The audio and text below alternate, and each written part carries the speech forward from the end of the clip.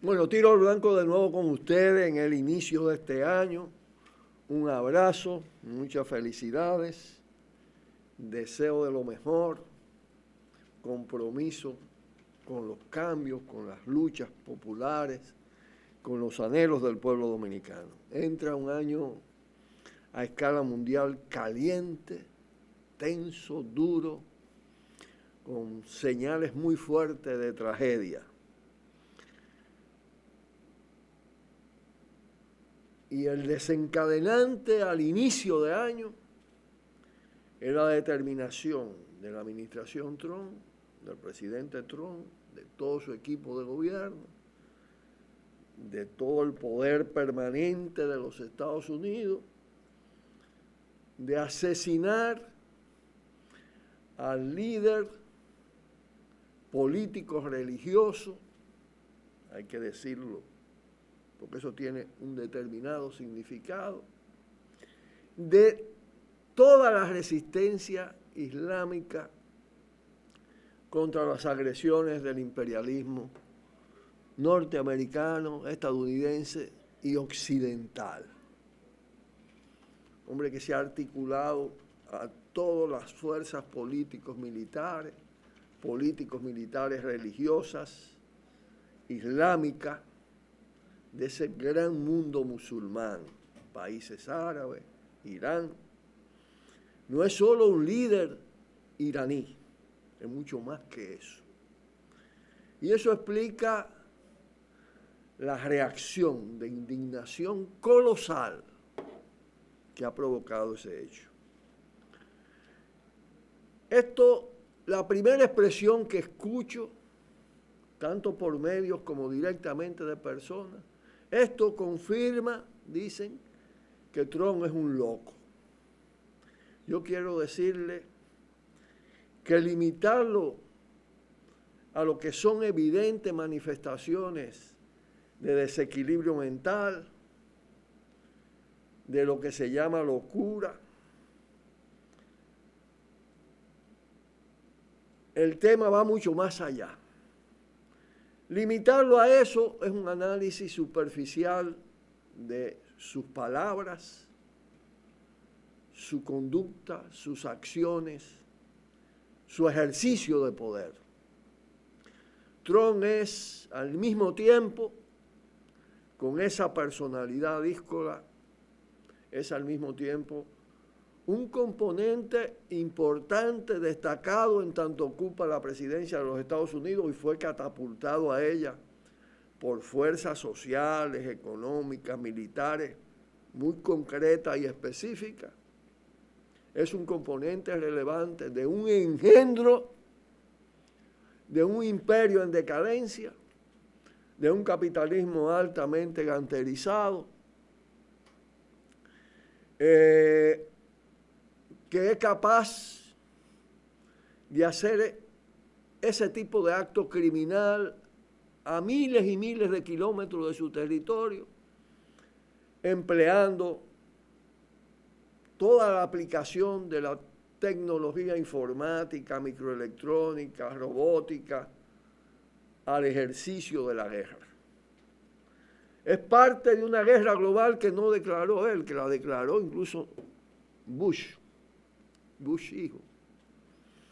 La guerra global contra el llamado terrorismo, que excluye naturalmente y oculta que el gran terrorista como Estado es Estados Unidos de Norteamérica, que arrastra a su vez a sus aliados. En el ocaso de su poder, visto históricamente, esto puede durar muchos más años, pero evidente decadencia, ocaso político, pérdida de hegemonía geoestratégica, debilitamiento de muchos componentes de su fortaleza.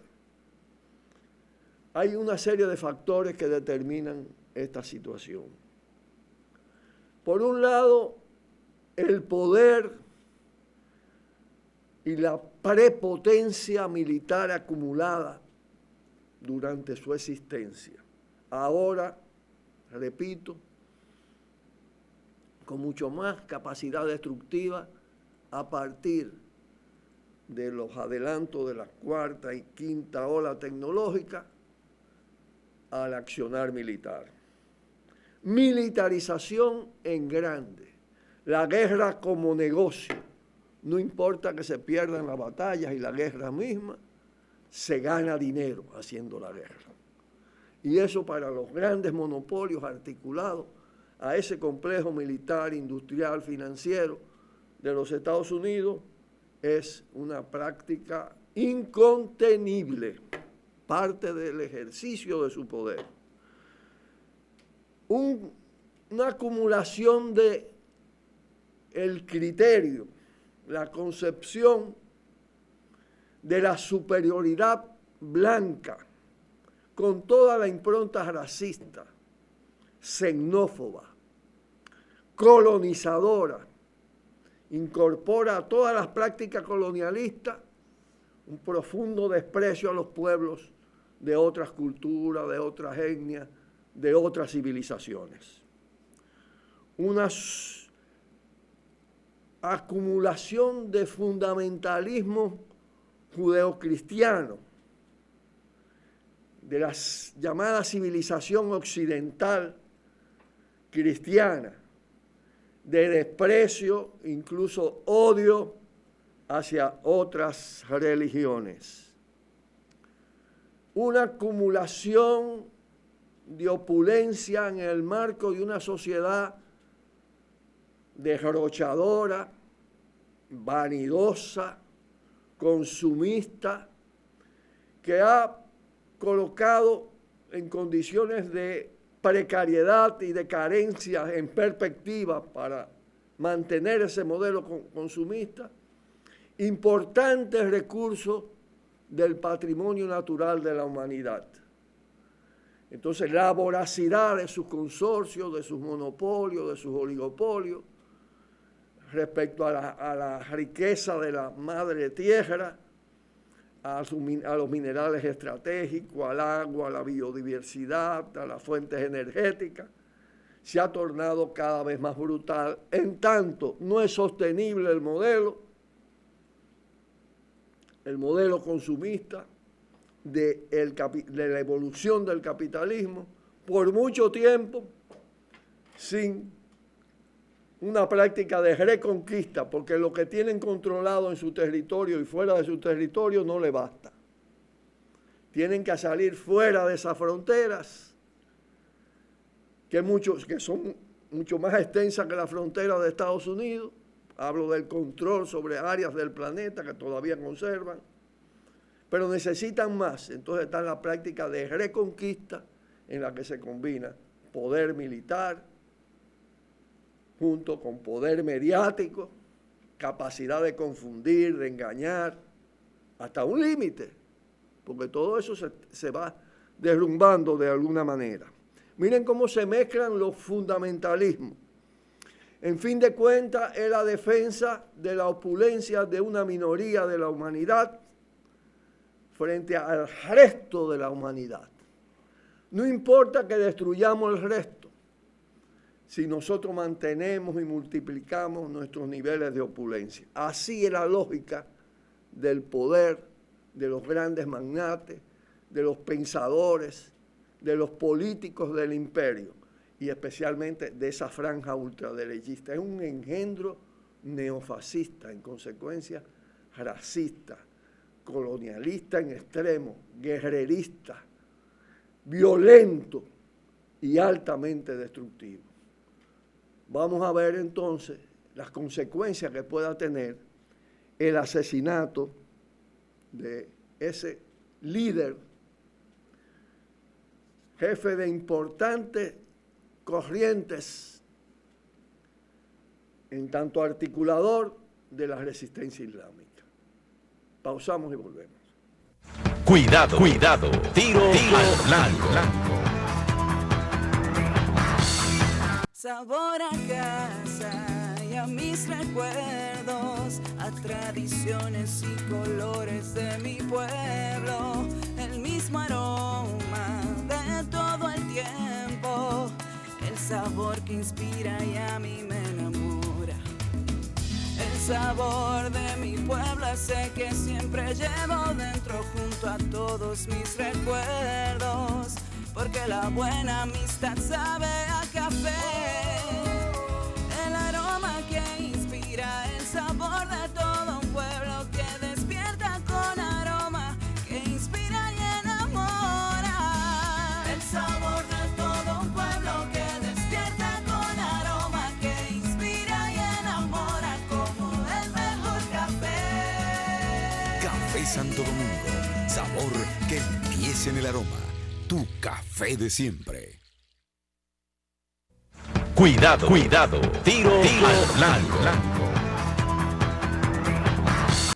El asesinato de un líder de la envergadura, de Qasem Soleimani,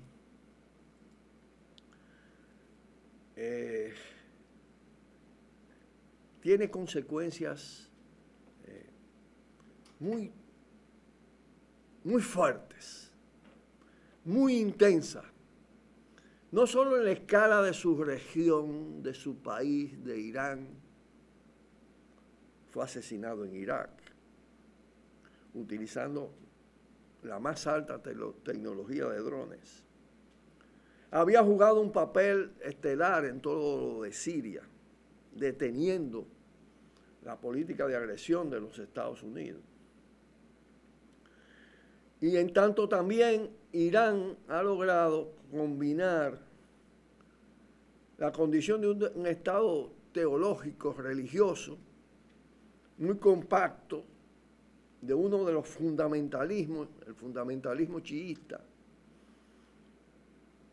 con una altísima modernidad, con lo que se llama progreso, desarrollo tecnológico, científico, aplicado a la economía, aplicado a los armamentos, a la técnica militar, una gran capacidad. Es algo realmente que merece un estudio particular y especial porque combina cuestiones ideológicas que vienen de siglos pasados, de lo que se llama el atraso hoy, la premodernidad, con elementos de la modernidad y posmodernidad. Irán, el impacto de ese hecho, primero desata una indignación colosal. No solo en el escenario de Irán, donde las manifestaciones han sido de una dimensión pocas veces vista en la historia de la humanidad. Pero hay que ver que todo esto actúa sobre el mundo musulmán, sobre el islamismo, todos los adherentes a esto, y especialmente frente también a sus corrientes más radicales, que tienen una cantidad significativa de fuertes organizaciones políticos militares religiosas. Naturalmente, no hay manera de que ese movimiento en su conjunto, Estado de Irán, el propio Estado de Irak, fíjense ustedes que el peso del chiismo en Irán, mayoritario, que sustituye a Hussein, pues ha dado lugar incluso a una reacción de independencia frente a Estados Unidos y de alianza con Irán. Ahora mismo están pidiendo la salida de las tropas norteamericanas. Hay 5.000 soldados norteamericanos en Irán. El Estado de Irak lo está demandando. Eso augura esa fuerza indignada, que además tiene liderazgo, pero no es una fuerza absolutamente controlada, augura diferentes tipos de reacciones. Una más drástica, otra menos drástica, pero habrá reacciones de carácter militar, político-militar, frente al poder norteamericano. Nada está seguro, porque además se trata de una fuerza mundial, con presencia en los propios Estados Unidos, por los procesos migratorios, por la presencia del islamismo en una gran parte del planeta y de los países incluso de cultura cristiana occidental, Europa, los países europeos. Las embajadas, las bases militares, las grandes empresas, todo eso está en cuestión, está bajo amenaza, porque hay alertas rojas. Subió la bandera roja Irán. Igual Estados Unidos, pero Estados Unidos está acusando al ejército de Irán de ser un ejército terrorista. Lo está declarando de hecho enemigo de la humanidad. Si le cabe a alguien ese calificativo, de más, no solo al poder imperialista estadounidense, sino a todo ese imperio que se ha forjado en el occidente capitalista con los procesos de acumulación de poder militar, de riquezas y de poder político, tratando de aplastar al resto de la humanidad. Eso genera un fenómeno que se dio cuando la guerra de Vietnam. El síndrome de Irán releva al síndrome de Vietnam. Al síndrome de Vietnam, cuando el pueblo norteamericano, una parte del pueblo norteamericano, se alzó contra la guerra por los efectos que tenía la guerra en Vietnam a miles de kilómetros sobre la sociedad estadounidense, la cantidad de muertos, de mutilados, de heridos. Ahora el tema es que no es un teatro de operaciones determinado territorialmente. Los propios Estados Unidos son teatro de operaciones, de las represalias, de las respuestas que va a dar el islamismo. Y todo eso provoca una enorme tensión al interior de Estados Unidos y en consecuencia comienza a generar una línea de protesta, de movilización contra la guerra, contra la determinación de la administración Trump, que no es solo Trump, no es la locura solo de Trump, es lo que se ha engendrado como neofascismo en la esfera militar, en la esfera empresarial, en la cultura estadounidense. Fíjense ustedes que ahora se está determinando que el de la idea fue un general del Pentágono, no Trump. Lo que indica claramente que Trump representa pero no es único. Ahora eso puede tener otra consecuencia por lo que está pasando con el síndrome Irán. Y es que se vuelque contra el propio Trump y esa administración y busquen un rejuego. Es decir, se hace vulnerable también. Puede venir una especie de boomerang político, pero eso está pendiente, hay que darle seguimiento a este proceso. Observar las reacciones que va a tener Irán, que van a tener los movimientos políticos militares islamitas frente al poder imperialista occidental. Lo dejamos ahí por hoy, ese tema, porque vamos a ver algo de este principio de año en República Dominicana y también algo que tiene que ver con Irán. Pausamos y volvemos. Cuidado, tiro al blanco. Bueno, este inicio del 2020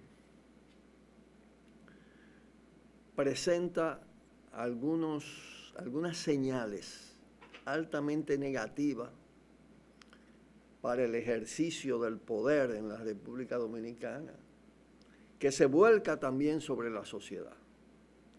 Entra con una acentuada reducción del crecimiento económico, una tendencia a la reducción del crecimiento económico, que era el fuerte. No es que sea como lo han dicho, es menos de lo que dicen porque adulteran las cifras, pero ha habido crecimiento y ha sido de los países que más crecimiento ha tenido, un crecimiento frágil, con factores externos vulnerables, ingresos mayores por turismo, por el poder del narco, el lavado de dinero, los procesos de endeudamiento externo. Eso tiende a ser más profundo a partir de lo acontecido en Irán, o Irán, Estados Unidos. El impacto de la agresión y de las consecuencias de la agresión sobre los precios del petróleo, sobre todo el tema energético.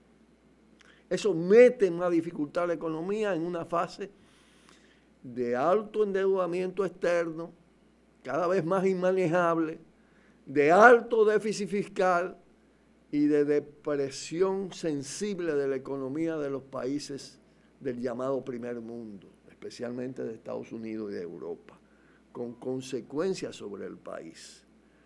Porque nosotros vamos a esos mercados, el país va a esos mercados. Si al tema de la crisis social o de la suma de crisis sociales, crisis ambiental, urbanística, de seguridad ciudadana, violencia de género, feminicidios a granel, desastre en el transporte, deterioro de la calidad de vida, desigualdades sociales inmensas. Se le va sumando este factor, las perspectivas son peores. Y entonces tenemos que elecciones de febrero, elecciones de mayo, no auguran ninguna opción posible de superación de esa realidad, sino de reproducción de la misma, con diferentes intensidades, con incremento de tensiones por momento, con distensiones que pueden ser efímeras, dependiendo de las opciones. Es evidente que el poder del imperio y de las clases dominantes está apostando sobre todo a un cambio de rostro y de partido en el ejercicio de gobierno. Pero eso es cambio de cara y eso le da mucho más pertinencia, y con esto concluyo, sujeto naturalmente a que lo veamos con más detenimiento, aunque ha sido tema tratado anteriormente, pero tiene otras y nuevas aristas, hace más pertinente lo del cambio radical proconstituyente, abrir las compuertas hacia una nueva institucionalidad, hacia nuevos actores y sujetos de poder que realmente produzcan transformaciones a partir de nuevas reglas de juego, de nuevas normas, de mucho más participación, de un modelo democrático que entierre definitivamente el despotismo neoliberal y la subordinación a los Estados Unidos, es decir, que reconquiste soberanía popular y soberanía nacional. Un fuerte abrazo en este inicio del año nuevamente y nos vemos mañana aquí con ustedes. Vamos a tener temas interesantes, venimos con todas las energías después de algunos días de descanso y estamos al pie del cañón. Nos despedimos de ustedes, de este espacio que sí, en el que sí se puede decir y se dice, se le dice ladrón a los candidatos presidenciales como el propio Gonzalo. Candidatos presidenciales como Lionel, candidatos presidenciales que deben estar presos y otros inhabilitados por toda la complicidad con lo que han hecho, con el desastre que han hecho históricamente en este país. Los abrazamos de nuevo y nos despedimos hasta mañana. Buenas tardes. Por el multimedio, Tiro al Blanco, bajo la coordinación y participación de Narciso Isa Conde. La verdad sin dobleces, para hacer realidad los ideales del Coronel Camaño y el inmenso Che Guevara.